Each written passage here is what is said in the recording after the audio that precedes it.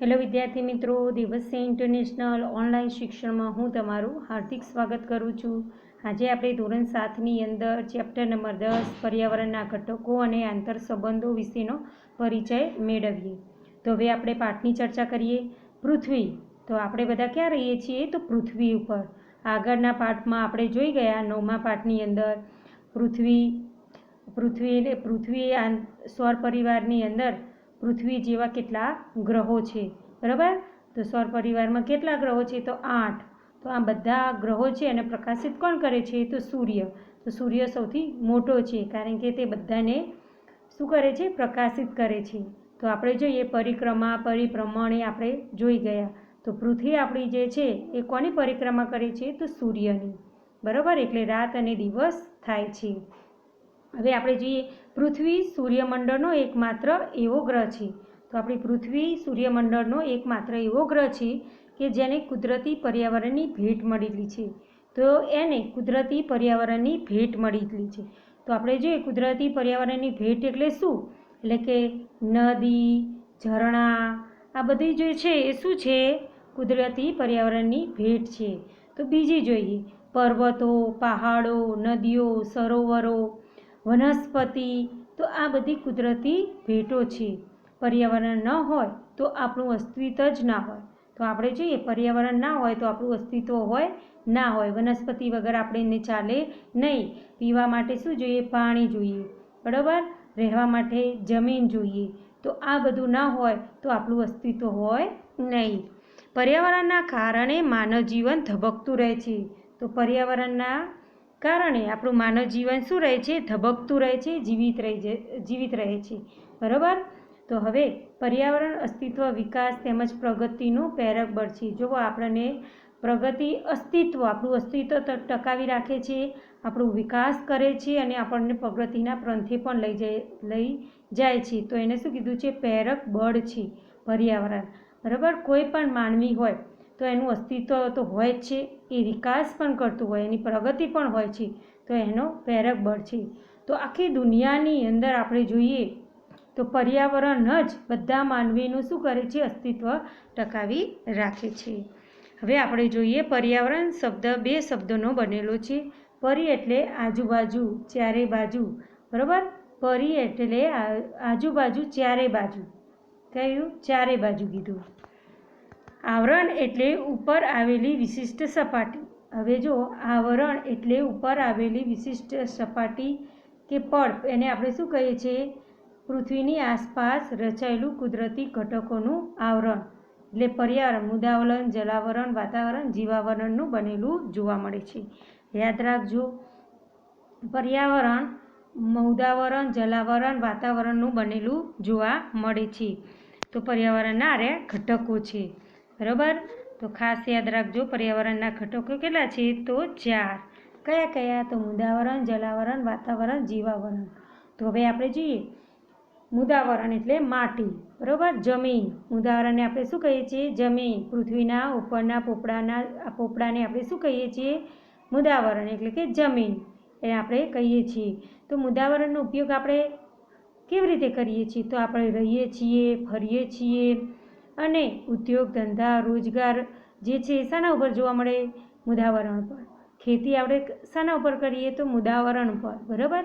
જલાવરણ એટલે કે પાણી, બરાબર? પાણી આપણને સમુદ્રમાં, મહાસાગરોમાં, દરિયાઓમાં, નદી સ્વરૂપે, બરાબર, એમાં જોવા મળે છે। વાતાવરણ એટલે વાતાવરણની અંદર અનેક વાયુઓનો સમાવેશ થતો હોય છે, બરાબર? આ 3 દ્વારા આપણે જીવાવરણ એટલે જીવી શકીએ છીએ। હવે આપણે પર્યાવરણના ઘટકો જોઈએ। પર્યાવરણના મુખ્ય 4 ઘટકોનું બનેલું છે। આ 4 ઘટકોમાં મુદાવરણ, જલાવરણ, વાતાવરણ, તો આપણે આ 4 ઘટકોની અંદર મુદાવરણ, જલાવરણ, વાતાવરણ, જીવાવરણનો સમાવેશ થાય છે। આ 4 આવરણો વિશે આપણે ધોરણ 6માં અભ્યાસ કરી ગયા। ટૂંકમાં સમજીએ તો આ 4 આવરણો હતા એ આપણે ધોરણ 6માં ભણી ગયા, પરંતુ એની આપણે ટૂંકમાં માહિતી મેળવીએ। મુદાવરણ, પૃથ્વીના ઉપરના ઘન પોપડાને આપણે શું કહીએ છીએ? મુદાવરણ।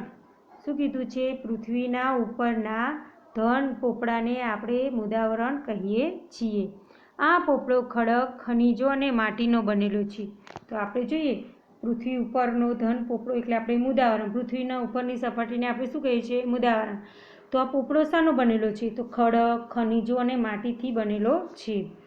પૃથ્વીથી મુદાવરણની બહુવિધ ઉપયોગી છે. હવે જો મુદાવરણનો બહુવિધ ઉપયોગિતા એ છે કે સજીવ સૃષ્ટિ માટે રહેવા, ખેતી માટે જમીન, ઉદ્યોગો માટે કાચો માલ પૂરો પાડે છે. તો મુદાવરણની અંદર આપણે જોઈએ તો આપણે સજીવ સૃષ્ટિ માટે રહેઠાણ, સજીવ સૃષ્ટિ એટલે કે પાણી, પ્રાણીઓ જે છે, પક્ષીઓ છે, જીવજંતુઓ, મનુષ્ય એના માટે જ રહેઠાણ પૂરું પાડે છે. હવે જો ખેતી માટે જમીન, તો માણસોને ખેતી કરવી અનિવાર્ય છે, જરૂરી છે.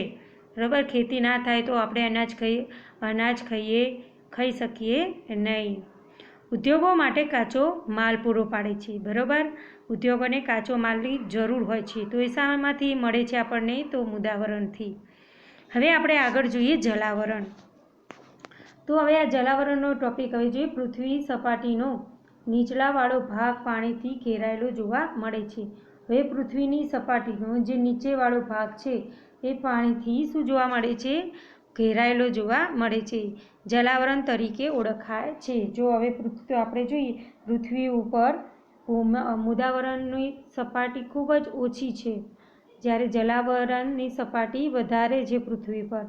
પાણીને વિભિન્ન સ્ત્રોતો જેવા કે હવે આપણે જે પાણીના વિભિન્ન સ્ત્રોતો જેવા કે મહાસાગરો, સરોવરો, નદીઓ, સાગરો વગેરે બનેલા છે. પાણી સજીવ સૃષ્ટિ માટે અનિવાર્ય છે. બરાબર, હવે જો પાણી સજીવ સૃષ્ટિ માટે અનિવાર્ય છે. પાણી એટલે પીવાલાયક પાણી, તો સજીવ સૃષ્ટિ માટે અનિવાર્ય છે. બરાબર, તો હવે જો મહાસાગરો, સાગરોનું જે પાણી છે એ ખારું હોય છે અને પીવાલાયક પાણી કેવું છે? ઓછું છે. જે પીવાલાયક પાણી, મીઠું પાણી છે એ સજીવ સૃષ્ટિ માટે જરૂરી છે. બરાબર, તે મહાસાગરોનો સંશોધનનો ભંડાર છે. હવે આગળનો ટોપિક છે આપણો વાતાવરણ. પૃથ્વીની ચારે બાજુ વીંટાઈને આવેલા હવાના આવરણને વાતાવરણ કહે છે. તો એની વ્યાખ્યા શું છે? પૃથ્વીની ચારે બાજુ વીંટાઈને આવેલા હવાને આવરણને આપણે વાતાવરણ કહીએ છીએ. વાતાવરણ વિવિધ વાયુનું વરાળ, ધૂળના રજકણો, ક્ષારકણો વગેરેનું બનેલું છે. યાદ રાખજો વિદ્યાર્થી મિત્રો, વાતાવરણ વિવિધ વાયુઓ, પાણીની વરાળ, ધૂળના રજકણો, ક્ષારકણો વગેરેનું બનેલું છે. વાતાવરણ સૂર્યના પારજાબલી કિરણોનું શું કરે છે? શોષણ કરે છે. સજીવ સૃષ્ટિનું રક્ષણ કરે છે. હવે વાતાવરણ સૂર્યના પારજાબલી કિરણોનું શોષણ કરી સજીવ સૃષ્ટિનું રક્ષણ કરે છે. વાતાવરણના માધ્યમથી આપણે અવાજ સાંભળી શકીએ છીએ. બરાબર, રેડિયો, ટેલિવિઝન, મોબાઈલ ફોન, સંદેશા વ્યવહાર, પ્રસારણ વગેરે આપણે વાતાવરણના આભારી છીએ. વાતાવરણ દ્વારા આપણે ઘરે બેઠા ટીવી જોઈ શકીએ છીએ. બરાબર, અવાજ સાંભળી શકીએ છીએ, મોબાઈલ ફોન પર વાતચીત કરી શકીએ છીએ. સંદેશા વ્યવહાર, પ્રસારણ વાતાવરણને આભારી છે. હવે આગળ આપણે જોઈએ જીવાવરણ. બરાબર, જીવાવરણ. પૃથ્વી પર મુદાવરણ, જલાવરણ અને વાતાવરણ જે ભાગમાં જીવસૃષ્ટિ વ્યાપી છે તેને આપણે જીવાવરણ કહે છે. તો આની વ્યાખ્યા છે પૃથ્વી પર મુદાવરણ, જલાવરણ, વાતાવરણ જે ભાગમાં જીવસૃષ્ટિ વ્યાપી છે તેને આપણે શું કહીએ? જીવાવરણ કહેવામાં આવે છે. હવે આગળ જોઈએ વનસ્પતિ, પ્રાણી, જીવજંતુઓ અને માનવનો સમાવેશ થાય છે. જીવસૃષ્ટિ ખોરાક અને બીજી જરૂરિયાતો જીવાવરણમાંથી પ્રાપ્ત કરે છે. હવે આપણે જોઈએ વનસ્પતિ, પ્રાણીઓ, જીવજંતુઓ, માનવનો સમાવેશ થાય છે જીવાવરણમાં. બરાબર, તો સજીવ સૃષ્ટિ ખોરાક માટે બીજી અન્ય જરૂરિયાત જીવાવરણમાંથી પ્રાપ્ત કરે છે. પર્યાવરણની અંદર આપણે જોઈએ પર્યાવરણના મુખ્ય બે પ્રકાર છે. કેટલા? બે. કુદરતી પર્યાવરણ અને માનવ સર્જિત પર્યાવરણ. તો કુદરતી પર્યાવરણ આપણે એનો ઉપયોગ કરીએ છીએ અને માનવ સર્જિત પર્યાવરણનો પણ આપણે ઉપયોગ કરીએ છીએ. કુદરતી પર્યાવરણમાં જૈવિક ઘટકો જેવા કે વનસ્પતિ સૃષ્ટિ, પ્રાણી સૃષ્ટિ અને માનવનો સમાવેશ થાય છે. યાદ રાખજો, કુદરતી પર્યાવરણમાં જૈવિક ઘટકો જેવા કે વનસ્પતિ સૃષ્ટિ, પ્રાણી સૃષ્ટિનો સમાવેશ થાય છે, જ્યારે અજૈવિક ઘટકોમાં ભૂમિ, જળ, હવા વગેરેનો સમાવેશ થાય છે. આ બે ઘટકો તમારે ખાસ યાદ રાખવાના, પર્યાવરણ અને માનવ સર્જિત ઘટકો. બરાબર. હવે આગળ આપણે જોઈએ, જૈવિક ઘટકોમાં ભૂમિ, જળ, હવા વગેરેનો સમાવેશ થાય છે. માનવ સર્જિત પર્યાવરણમાં માનવીના બુદ્ધિ કૌશલ્યથી, જો માનવ સર્જિત પર્યાવરણ છે, માનવીને ખૂબ જ બુદ્ધિનો ઉપયોગ કરીને અનેક ઘટકો વિકસાવવા પડે છે. જેમ કે જૈવિક અજૈવિક ઘટકો સાથેની આંતરક્રિયા માનવ નિર્મિત પર્યાવરણ નિર્માણ પામે છે. હવે આપણે માનવ નિર્મિત પર્યાવરણની ચર્ચા કરીએ. હવે માનવ નિર્મિત પર્યાવરણમાં માનવીની આસપાસ આંતરક્રિયા કરે છે. હવે જો માનવ આસપાસ પર્યાવરણ સાથે શું કરે છે? આંતરક્રિયા કરે છે. પોતાની જરૂરિયાતો મુજબ તેમાં પરિવર્તન કરે છે.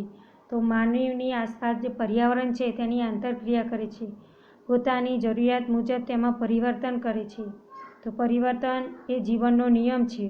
તો આજે જોઈએ તો પરિવર્તન ખૂબ જ જરૂરી છે.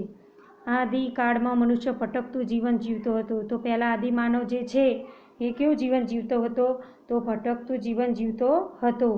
પોતાની જરૂરિયાત માટે પર્યાવરણને અનુકૂળ બનાવતો હતો. તો પોતાની જે જરૂરિયાત હતું તો એને પર્યાવરણને અનુકૂળ બનાવતો હતો, ભટકતું જીવન જીવતો. તો આપણે જોઈએ તો એ કેવું ભટકતું જીવન શા માટે જીવતો હતો? ખોરાક માટે. કારણ કે એક જગ્યાએ શિકાર કરે તો કાલે એ જગ્યાએ એને શિકાર મળે નહીં તો આગળ જવું પડતું. અને તે કઈ જગ્યાએ રહેતો? જ્યાં નદી હોય, તળાવ હોય ત્યાં રહેતો. કારણ કે પાણી વગર રહી શકાય નહીં. એટલે તે આદિમાનવ ત્યાં રહેતા હતા અને ભટકતું જીવન જીવતા હતા. તેમનું જીવન સરળ અને જરૂરિયાત મર્યાદિત હતી. જો હવે તેમનું જીવન કેવું હતું? સરળ અને મર્યાદિત હતું. તેની આસપાસ પર્યાવરણમાંથી તમામ જરૂરિયાતો પૂરી થઈ જતી હતી. તો આસપાસના પર્યાવરણથી એમની જરૂરિયાતો પૂરી થઈ જતી હતી. એટલે કે જો શિકાર કરીને ખાતો અને ગુફામાં રહેતો. બરાબર. એટલે જરૂરિયાતો કેવી હતી? મર્યાદિત જ હતી. મનુષ્ય પર્યાવરણનો ઉપયોગ તેમાં પરિવર્તન કરવાથી રીતો શીખી લીધી. હવે જો એ મનુષ્યનો પર્યાવરણનો ઉપયોગ કેવી રીતે કરવો તેમાં પરિવર્તન કરવાની રીતો એને શીખી લીધી. પરિણામે ખેતી, પશુપાલન ચક્રની શોધ કરી. તમે જો આદિમાનવ જે છે એ શાની શોધ કરી? તો પહેલાં તો ખેતીની શોધ કરી. એક જગ્યાએ સ્થાયી રહ્યો અને ખેતીની શરૂઆત કરી. કારણ કે એમણે ભટકતું જીવન છોડીને સ્થાયી જીવનની શરૂઆત કરી. તો પહેલી પ્રવૃત્તિ એમણે કઈ કરી? ખેતી. હવે ખેત ઉત્પાદન કરે તો ખેત ઉત્પાદનમાં સમય લાગી જાય. 4 માસનો સમય લાગે ને દાણા ઉગતા, પાક ઉગતા. તો એ ત્યાં રહેવા લાગ્યો. ખેતી સાથે શું રાખતો? પશુપાલન, ઘેટાં, બકરા, કૂતરા રાખતો થયો. ગાય, ભેંસ તે પશુપાલન રાખતો થયો. પછી એમણે ચક્રની શોધ કરી. ચક્રની કેવી શોધ કરી? આવી રીતે ચક્રની શોધ કરી. બરાબર. એને આપણે ફયડું કહીએ. ઔદ્યોગિક ક્રાંતિને કારણે ઉત્પાદનમાં વધારો થયો. હવે જો ઔદ્યોગિક ક્રાંતિને કારણે ઉત્પાદનમાં વધારો થયો. આ માનવ નિર્મિત પર્યાવરણને સાંસ્કૃતિક પર્યાવરણ તરીકે ઓળખવામાં આવે છે. તો આ માનવ નિર્મિત પર્યાવરણને આપણે સાંસ્કૃતિક પર્યાવરણ તરીકે ઓળખીએ છીએ. તો વિદ્યાર્થી મિત્રો ખાસ યાદ રાખજો, પર્યાવરણના ઘટકો કયા છે? બરાબર. તો કેટલા ઘટકો છે? 4. પર્યાવરણની વ્યાખ્યા ખાસ યાદ રાખજો અને પર્યાવરણના ઘટકો. તો ઘટકો 4 છે: મુદાવરણ, જલાવરણ, વાતાવરણ અને જીવાવરણ. આ બધાની વ્યાખ્યાઓ આપી છે. પહેલી મુદાવરણ, પૃથ્વીના ઉપરના ઘન પોપડાને મુદાવરણ કહે છે. બરાબર. આ મુદાવરણની વ્યાખ્યા છે. હવે જલાવરણની વ્યાખ્યા જોઈએ. પૃથ્વી સપાટીના નીચલાવાળા ભાગ તે પાણીથી ઘેરાયેલો છે, જે જલાવરણ તરીકે ઓળખીએ છીએ. બરાબર. હવે વાતાવરણ, પૃથ્વીની ચારે બાજુ વીંટાયેલા આવેલા હવાને આવરણને વાતાવરણ કહેવામાં આવે છે. હવે જીવાવરણ, પૃથ્વી પરના મુદાવરણ, જલાવરણ, વાતાવરણ જે ભાગમાં જીવસૃષ્ટિ વ્યાપી છે તેને આપણે શું કહીએ? જીવાવરણ કહીએ છીએ. બરાબર. આ તમારે ખાસ વાંચવાનું છે આ પાઠનું. આની જે PDF છે એ તમને મળી જશે. જય હિન્દ બાળકો.